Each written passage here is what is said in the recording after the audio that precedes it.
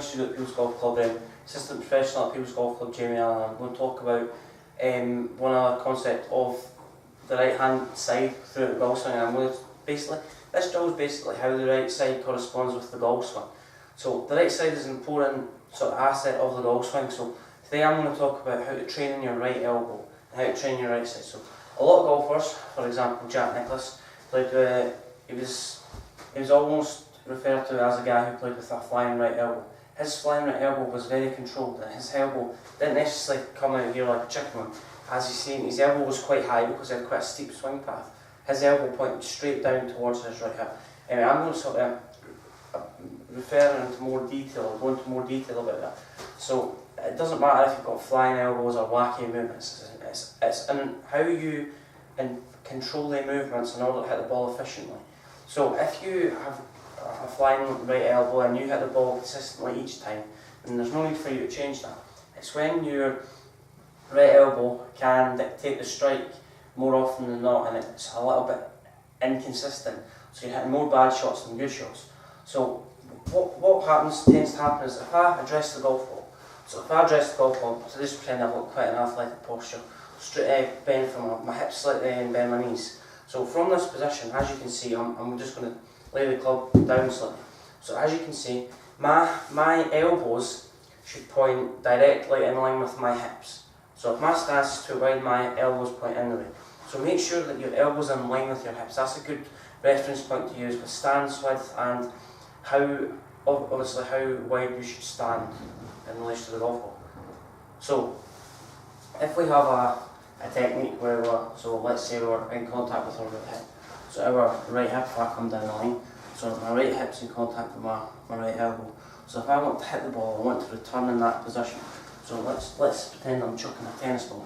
So if I'm chucking a tennis ball, then it's kind of the same movement. So there's similarities between the movement of the golf swing and the throwing tennis ball.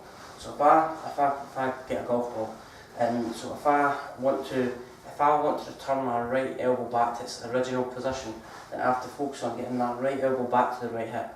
So if I don't return that position in from the address position, then I'm going to accumulate a lot of errors. So what we need to do is try and understand, in order for us to hit the golf ball, our elbow needs to almost, when we take the club back, so pretend that we're throwing something, my elbow goes down into my right hip, and as I come back down, my elbow and my hip are in connection all the way through. So that's kind of that power move where all players turn on tour with their right elbows kind of in connection with their right hip. So they're coming back down the way, everything's moving, their pivot and their hands are moving in the correct manner. So they're coming back down and then they're throwing that action. So there's none of this where the elbow's losing connection from right hip. So it's important to try and understand that your right elbow and your right hip should be in connection all the way from the top of the backswing into impact. The only way they separate is if you were swinging over the top, or if you're swinging too flat where your elbow digs more into your rib cage, or you're too steep, then obviously you're going to lose a bit of connection between your right elbow and hip. So it's important for us to understand when we're throwing something or relate it back to the golf swing. So if we're swinging back, then right elbow is pointing down the way, but it's in flex 90 degrees into our right hip. So from here, we're going to be able to release that, but make sure that our right elbow is in connection with our right hip, and as we come back down, then we'll be able to turn our hips out the way. It's kind of the same principle with throwing a tennis ball and using the golf club. So it's the same movement is happening. So right elbow goes down the way, come back and turn into that position. So it's the same with left elbow. Left elbow's kind of in connection with left hip for so long, and there should be a good separation between left elbow and right elbow. So from here, when we're getting to that position, when I want to throw the golf ball down in relation to where, so if I place another golf ball in front of me, I want to return that golf ball back to where it started. So it was a pathetic effort, try and get that position where we're releasing all that energy. So our right elbow goes from flex to extended just before we hit impact, and from here we want to keep that, we want to install that throughout our game. So if you've got any thoughts on that,